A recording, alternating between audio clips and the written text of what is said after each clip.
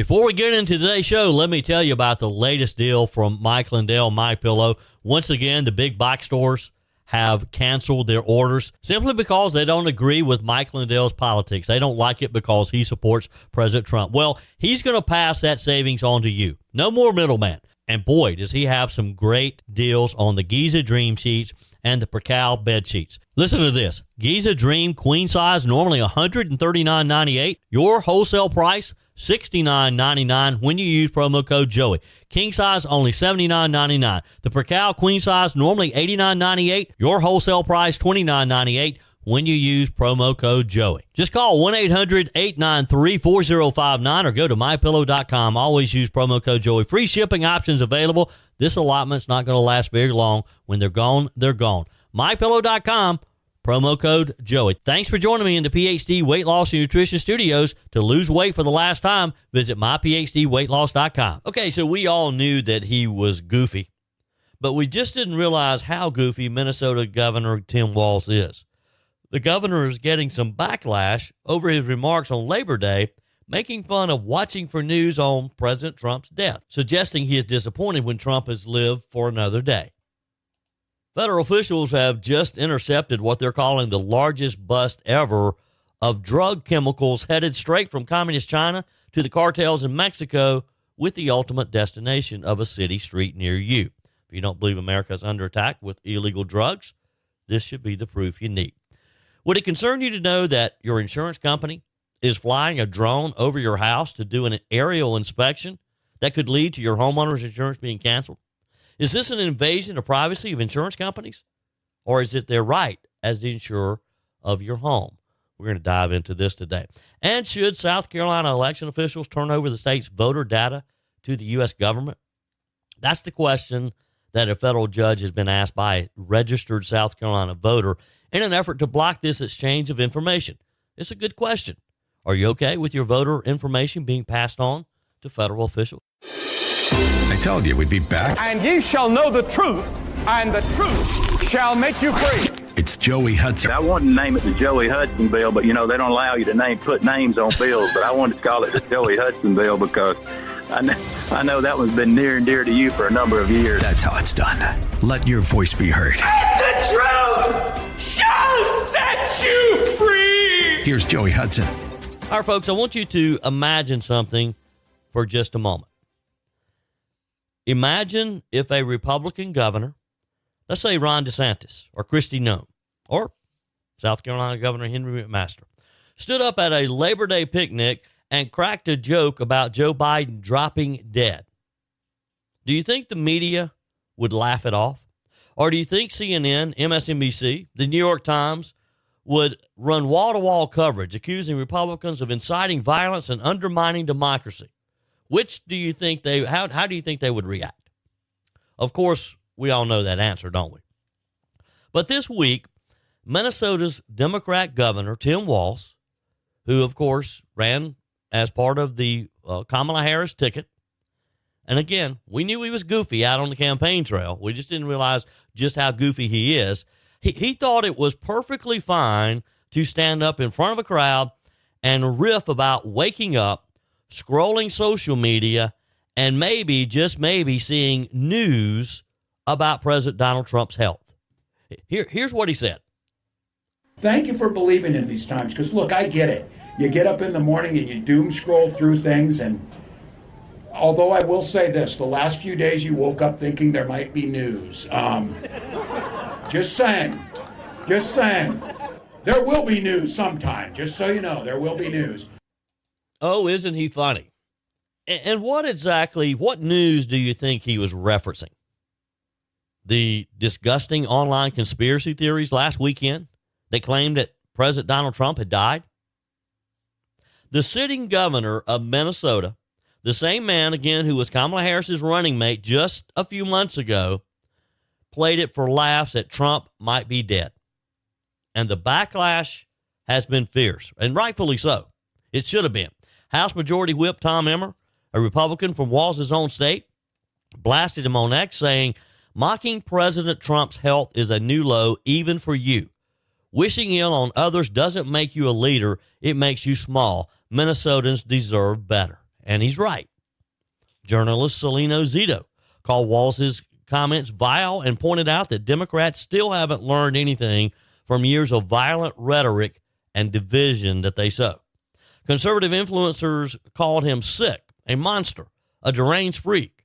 And let's be honest, you don't have to be a Trump fan to realize this was across the line. This was beyond pale. We're not talking about a Twitter troll in someone's basement. This is a sitting governor, a man who tried to become vice president of the United States, standing in front of families on Labor Day weekend and essentially joking about the death of the president of the United States, a man who, by the way, has already survived 2 assassination attempts. And this from the same Democrat Party that lectures the rest of us daily about toning down the rhetoric. But should we really be surprised? Because this is the same Tim Walz who last year urged Democrats to bully the S out of Trump to be a little meaner. This is a pattern of behavior. He wants to play the tough guy. Walz isn't just disagreeing with Trump on policy.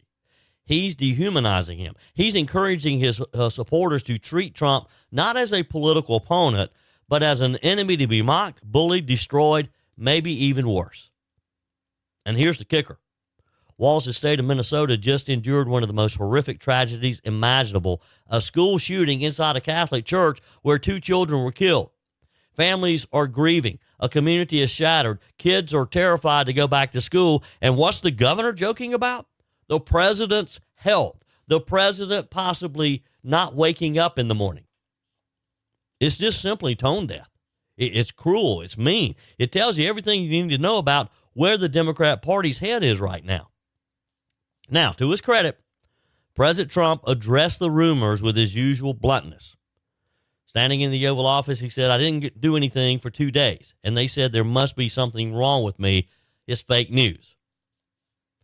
Trump said he's very active over the Labor Day weekend. Of course, we kind of settled all that in our discussion yesterday. He played golf. I mean, it's classic Trump turning the smear back on its head, making it clear that rumors of his demise were greatly exaggerated. But let's talk about the double standard here, though. If Republicans had said anything like this back during the Joe Biden days, Democrats would call it terrorism. They'd say it was incitement. They'd say Republicans were encouraging unstable people to act violently. They would say that it was reckless, and it is. But when Tim Walz, one of their own, does it, when he riffs on rumors about Trump's death, the media just chuckles. They call it edgy. They downplay it as a joke. Oh, he was just trying to get a laugh, just making fun. This is why conservatives don't trust the press. This is why ordinary Americans roll their eyes when CNN talks about protecting democracy, because it's never about protecting democracy. It's always about protecting Democrats, right? So here's the bottom line. Tim Walz crossed a line, a serious one. You agree? Love to get your feedback. You can text me. You can email me, joe@joeyhudson.com.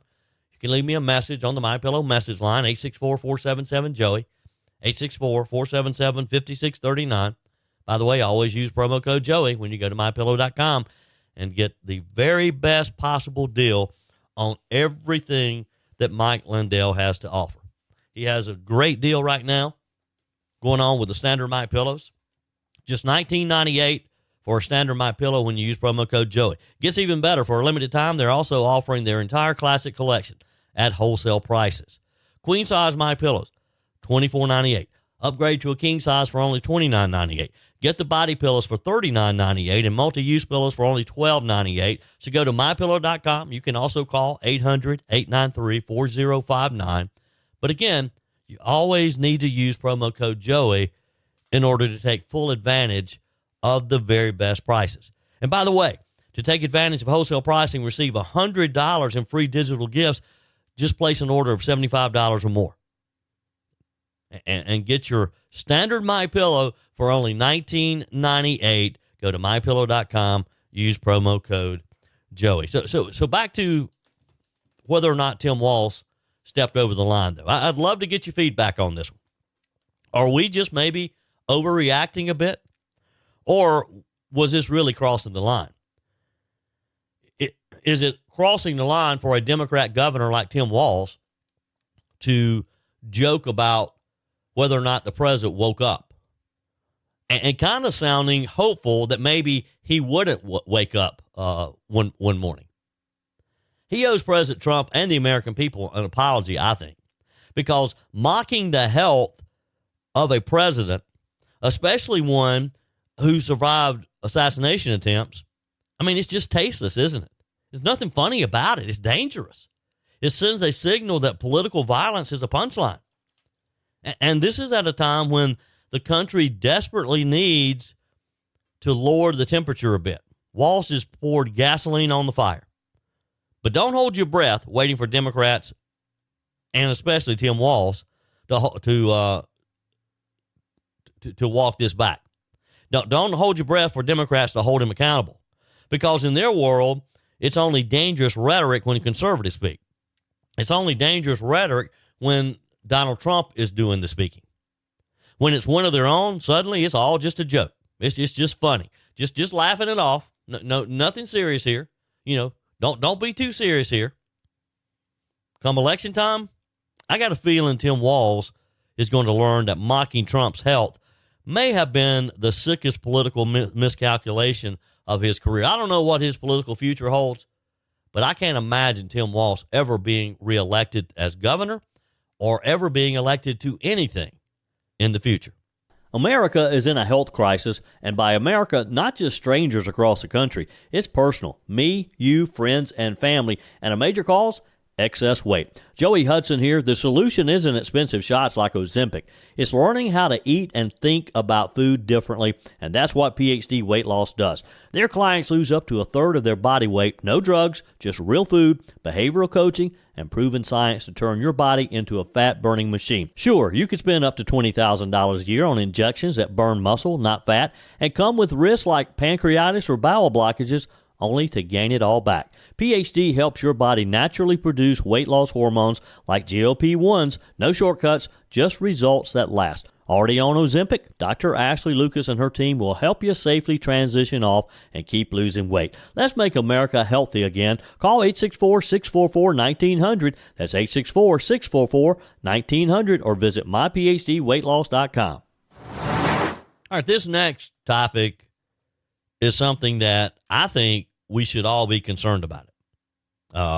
Every single American, and especially every single South Carolinian, should be concerned about their right to privacy and the right to vote securely and the right of the federal government to stay in its lane. Or maybe they are in their lane. So here's the story. This week, a South Carolina judge stepped in and hit the brakes on Washington's attempt to scoop up your personal voter information.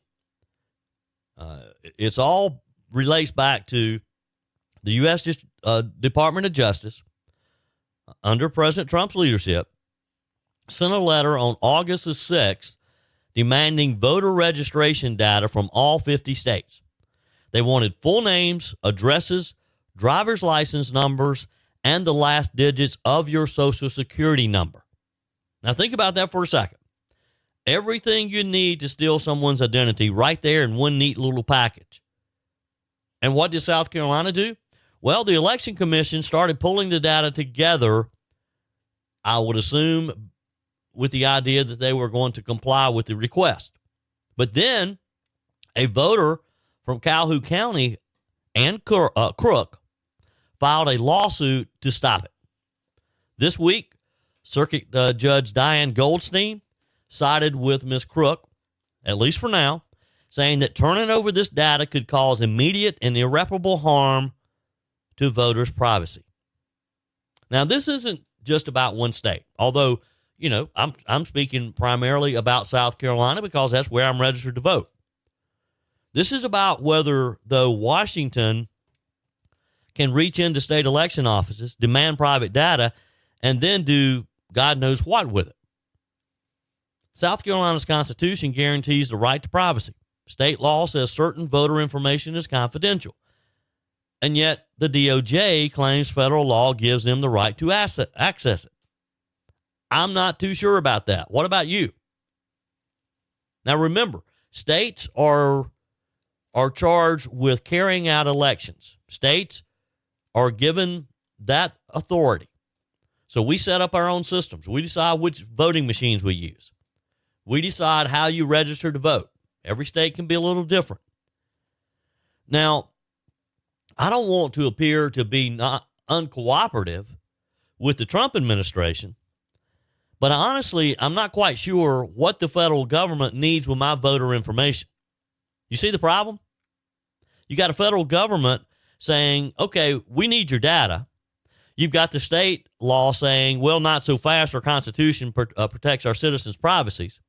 And you've got you and me, ordinary voters, stuck in the middle, worried that our personal information could end up hacked, leaked, or misused. Now, look, in all honesty, our state election commission could be hacked.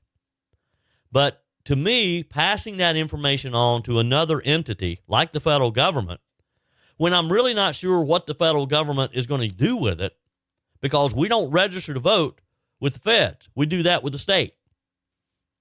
Now, Ann Crook, the woman who's suing, she used to run Orangeburg Calhoun Tech. She's not, or doesn't appear to be, some activist in a basement. She's a serious professional, and her concern is one that you and I share. Once this kind of data gets handed over, you can't take it back.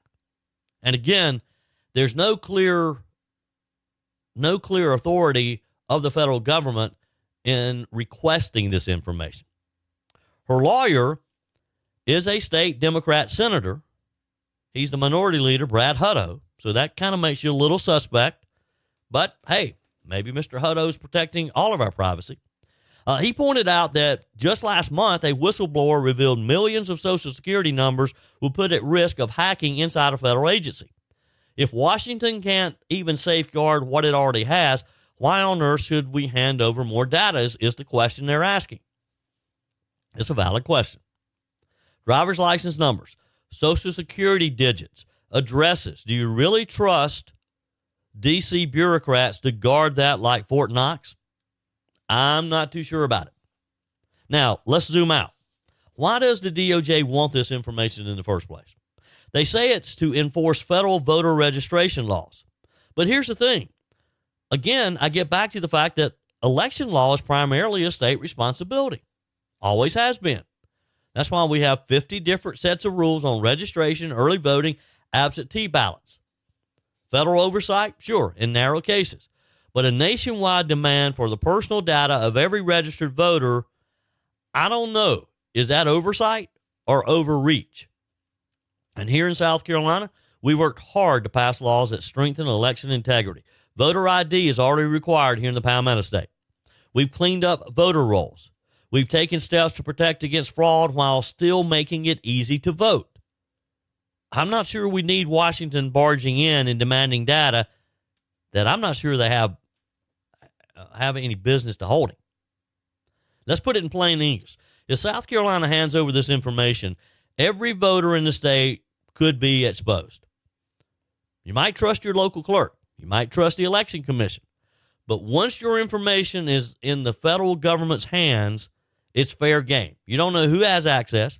You don't know what agency sees it. You don't even know what they're using it for. It could end up with contractors, researchers, political appointees with an agenda. And if the data leaks, good luck. Identity theft is one of the fastest growing crimes in America, and we are the ones who pay for it. So here's where things stand. Judge Goodstein's order is temporary. She's setting a hearing for September the 10th in Aiken to hear full arguments on whether to keep blocking the data transfer. Until then, the Election Commission says it will coordinate with the DOJ to explore lawful options. This is translated to mean they'll look for loopholes while the court decides. Attorney General Alan Wilson's office isn't stepping in, which means the Election Commission has to hire its own lawyers. That's unusual, and it signals just how politically sensitive this case actually is because, again, nobody wants to be interpreted as opposing the Trump administration. Friends, this is about more than one legal fight, though. This is about the balance between federal power and state sovereignty. This is about whether your right to privacy actually means anything. And this is about trust in government, trust in elections, trust in the system itself. Think about the irony. Democrats scream every day about election interference. They say they want to protect democracy, and yet here comes Washington demanding the most sensitive voter data in the country, and South Carolinians are supposed to just hand it over, I guess, without question. Again, I have my own doubts. I have my own questions. Bottom line here is South Carolina, I think, needs to ask some questions. Judge Goodstein was right to issue the injunction, and let's take a look at it. Let's take a closer look and determine whether or not this is something that we should be doing. Okay, folks, if you want proof that America is under attack, not just at the border, not just in our streets, but on the high seas, listen to this. Federal officials just intercepted what they're calling the largest bust ever of drug precursor chemicals headed straight from communist China to Sinaloa Cartel in Mexico. Now, let me be clear. These are not finished drugs, but the raw ingredients, the chemicals that make meth and fentanyl possible. U.S. Attorney Janine Pirro stood in Pasadena, Texas, surrounded by massive barrels seized from two different ships. In total, 1,300 barrels seized. That's 363,000 pounds of benzyl alcohol and another 334,000 pounds of methyl formaldehyde. For those of us who aren't chemists, let me put it simply. Those two chemicals put together could have produced 420,000 pounds of methamphetamine. What's the street value of that? About $569 million, according to authorities. And where was it headed? Right into the bloodstream of America. Now, that's war. That's another way of fighting America. Not with guns, not even destroying any property, but sending the ingredients to produce massive amounts of drugs to weaken the American people. Now, Pirro didn't mince words. She said tons of chemicals that are used to create synthetic drugs like methamphetamine and fentanyl are shipped from China to Mexico in China's undeclared war against America. Think about that. Our so-called strategic rival, the Chinese Communist Party, is actively enabling the flow of poison into our country, shipped by the ton, knowing full well the devastation that it causes. This isn't random. This isn't some accident of globalization. I think it's targeted. I think it's deliberate. And the middleman, the Sinaloa Cartel, one of the deadliest criminal organizations in the world, they cook the meth. They smuggle it north into North America, into the United States of America, and you and I pay the price that overdoses cost us, that crime cost us, that the broken families cost us, the lives. All of this costs society overall. And let's be clear, this seizure is historic. DEA and ICE officials say that by targeting precursor chemicals, not just the finished product, they're striking at the supply chain. Cut off the chemicals, you cut off the ability of cartels to manufacture the drugs in bulk and then ship them over the lines. ICE Acting Director Todd Lyons put it this way. He said, had these precursors made it to the destination, they would have made hundreds of thousands of pounds of methamphetamine with profits of over $500 million, which would lead to more American deaths. This wasn't just a shipment of poison. It was a war chest for the cartels, and stopping it, that saves American lives, period. Somebody's child's life was saved because that ship was intercepted. But here's the uncomfortable truth. This one bust is a victory. Yes, it is. But it's just a dent in an enormous problem, because for every ship we intercept, how many of them make it through? For every barrel that was seized, how many hundreds of barrels make it to their destination? Remember, fentanyl is measured in milligrams. A few grains of salt worth of fentanyl can kill you. Now multiply that by 420,000 pounds of meth chemicals, and you start to understand the scale of the carnage being planned. And it all is tied back to China. Year after year, shipments of fentanyl precursors, meth precursors, and synthetic opioids pour out of Chinese ports. Beijing looks the other way, and Americans bury our children. Now, let's talk about this. Let's talk about leadership. During his first term, President Donald Trump put unprecedented pressure on China for its role in the fentanyl crisis. He called them out publicly and repeatedly. He forced Beijing to acknowledge its role. He demanded crackdowns on chemical companies. Contrast that with the Biden years. Weak rhetoric, no accountability, and what happened? Fentanyl deaths skyrocketed. Communities from Ohio to Texas, from New Hampshire to California, were hollowed out by overdoses. And look, it was easy to get in because Joe Biden, he didn't have any borders. Our borders were wide open, so they could just walk this stuff in. They could cook it up in Mexico and bring it across the line without any danger of being caught.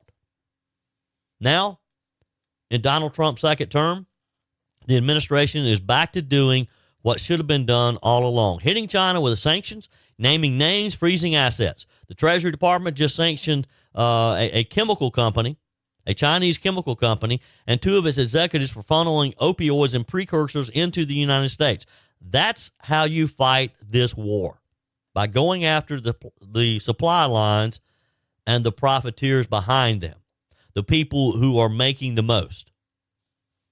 And make no mistake, this is a two-front war. Front one, the cartels. They're militarized, heavily armed. They operate just across our southern border with impunity.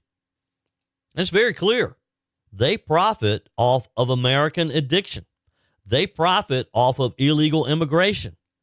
And they will not stop unless we stop them. They'll keep doing this. They'll keep bringing those death drugs over our border and into our cities, onto our streets. Make a lot of money at it, and harming, destroying a lot of people's lives. They don't care, though. The other, I said this is a two-front war. The other front, the Chinese Communist Party. They know exactly what they're doing as well. This is 21st century opium, a deliberate strategy to weaken the United States within. They ship the poison, the cartels distribute it, and we deal with the funerals and the weakness and the aftermath. And while Washington elites wring their hands about climate change or equity, Americans are dying in record numbers from overdoses. It's not an accident. It's a policy failure. And it's something that we have to take seriously. This is not some conspiracy theory. This is not just overhyping an issue. This is happening. And the Chinese know that it's happening. It's by design. The Chinese are putting a lot of effort into this because not only are they making a lot of money along the way, they're getting rich off of it, but at the same time, they're destroying America within our borders. And they don't even have to come into the United States. The Chinese are protected by oceans. Now think about what $569 million in drug profits would mean for the cartels. They can buy more guns. They can outfit more soldiers, more corruption, more power. That money just stays in Mexico. It buys influence. It buys Mexican politicians. It buys safe houses and secures smuggling routes all across the Western Hemisphere. And where does it start? Get back to China, at a port in Shanghai. If China wanted to stop this, they could. They could regulate their chemical industry. They could monitor their exports. They could cooperate fully with U.S. authorities. But they don't, because, as Judge Pirro says, this is an undeclared war. And it is a war. And China, right now, sadly, is winning it. So here's the bottom line.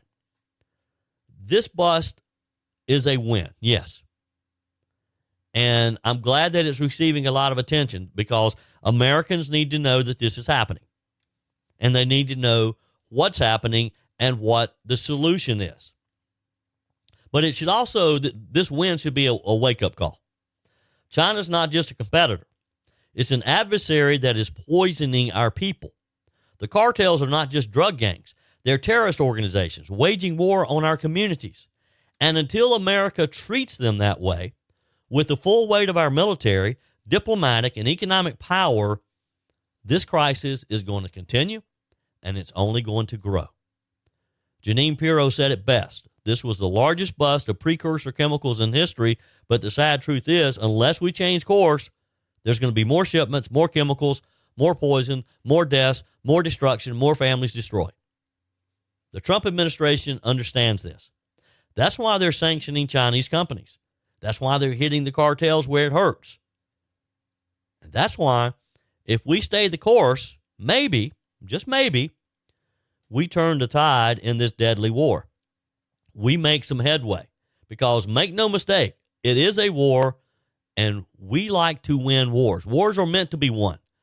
And the United States of America is the best at winning wars than any nation on this earth. Your comments are welcome on the Furman Ford text line, 864-477-JOEY. That's 864-477-5639. Emails always welcome, joey@joeyhudson.com. Speaking of the Furman Ford text line, it's never been more important to support locally run businesses owned by people who actually live here in the upstate. Let me take a minute to talk with you about our friends at Furman Ford. If you're looking for a new vehicle, maybe a great pre-owned vehicle, one you can trust, or maybe you're looking to order that special vehicle.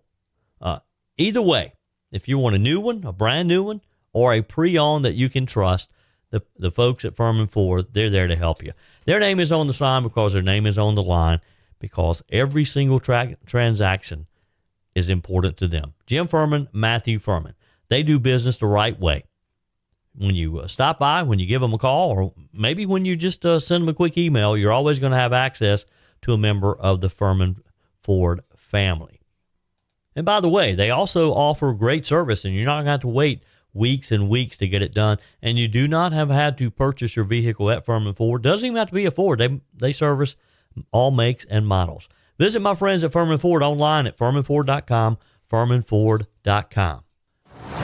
As we wrap up another day, hey, I want to talk about an issue that we talk about on this program quite a bit. Government overreach, about big tech spying on you, about the loss of privacy in America, just Big Brother in general. But here's a story that hits a little closer to home, literally.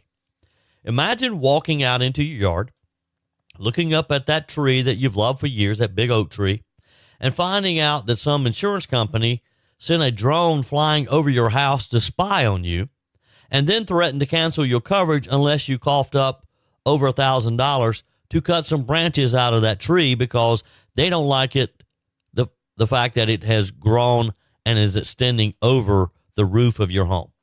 Now, that's exactly what happened to Lynn Schuler up in Massachusetts.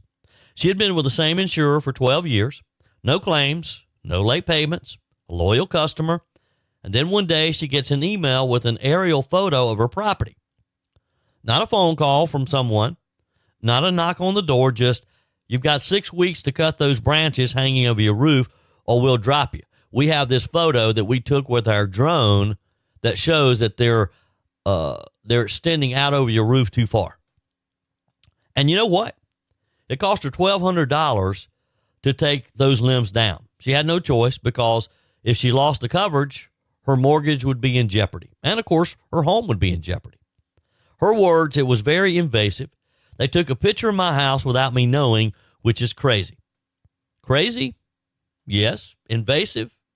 Probably. But also a glimpse into what's becoming standard operating procedure in the insurance industry. Now, this isn't some isolated incident. Consumer advocates say that insurers across the country are increasingly using drones and satellite imagery to snoop on your property. They can use a satellite to measure your roof, to measure the square footage of your home. And they're not just looking for tree branches. They're scanning for mold spots on your roof, damaged shingles, debris in your yard. One woman in California, insured for nearly 40 years, got dropped after a drone caught hazardous renovation clutter. Another man down in Florida said he was flagged for roof damage based on old satellite photos that looked like they were taken during World War II. The kicker? His insurer was located 3 miles from his house and refused to even send someone out in person to double check after he objected to their claims. Think about that. Loyal customers, decades without a claim, dropped overnight because some algorithm in the sky decided their homes were too risky. Now, the companies will tell you that this is less intrusive than actually sending an adjuster or someone out to knock on your door and to take your time and to walk around your home and to climb up on your roof to take photos. That's their line. But let's be real. At least when a human adjuster comes out or an inspector, you get to meet them face to face. You can point out the repairs you've done. You can have a conversation. You can ask your questions and find out some of the leeway that he or she's going to give you. When it's a drone, you get no voice, no chance to explain, no context, just a blurry aerial shot and a cancellation notice or a letter demanding some action. It's faceless, it's cold, and it's the kind of thing that makes Americans feel like their own homes aren't really theirs anymore. Now, the good news is some lawmakers are pushing back. In Massachusetts, State Representative David LaBeouf has introduced legislation would at least require insurers to give homeowners copies of the photos and a chance to dispute them. In California, Assemblywoman Lisa Calderon is pushing a similar bill, warning that families are facing non-renewals without justification. But let's be honest. These are baby steps, and maybe they're not even the right steps, because I guess insurance companies have the right to either insure your home or not insure your home, and you have to live up to their expectations, their standards. I mean, the argument can be made that at minimum, consumers should have the right to see the evidence, to correct errors, and to fix minor problems without being treated like criminals. But at the same time, the insurance companies, they don't have to insure you either. Because here's the bigger issue.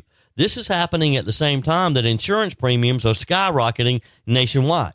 Families are paying more for less coverage, and now they're being spied on from above, or that's at least how some people feel. It's a recipe for mistrust for an industry that people haven't always trusted anyway. So ask yourself, how many of us have a tree branch over their roof? How many of us have kids' toys in the yard? Maybe an old shed that needs a little paint. Under this system, all it takes is one drone photo and boom, you're labeled high risk and your policy could be gone. And remember, you can't just shrug it off. Most mortgages require insurance. If you lose coverage, you could be in default. That means the banks could get involved. You're trapped. This isn't necessarily about safety. It isn't necessarily just about managing risk. It's about squeezing ordinary Americans, putting pressure on them to do things that maybe aren't absolutely necessary. You know what it really shows? That same trend that we see in government, the same trend we see in big tech and corporate America. Automation replacing accountability and common sense in some cases. That human interaction. Instead of working with people, companies are outsourcing decisions to drones, satellites, and software. Instead of customer service, you get surveillance. Instead of common sense, you get a computer program with no context. It's the same mentality behind red flag laws, ESG credit scores, and the IRS hiring armies of auditors. It's a culture of control, whether you're monitored constantly, judged silently, and punished without any warning.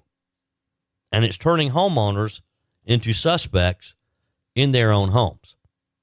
Have you ever had an incident like this? Maybe where your homeowner insurance carrier has sent you a note saying that they've taken a photo from a drone and asked you to do something, make some type of correction? It's a little frustrating. And it's a little frustrating not to be able to actually deal with somebody. Again, somebody that you can ask questions of. But again, I get back to, is this really something that insurance companies should be held accountable for? Or they're just operating under their insurability guidelines? And look, they don't have to write your coverage. Nothing says that they have to. And they're in business to make a buck. They got to make a profit. So here's the bottom line, I think. Lynn Schuler's story isn't just about a tree branch necessarily. It's about a system where hardworking Americans, loyal customers, are sometimes treated like numbers in a database.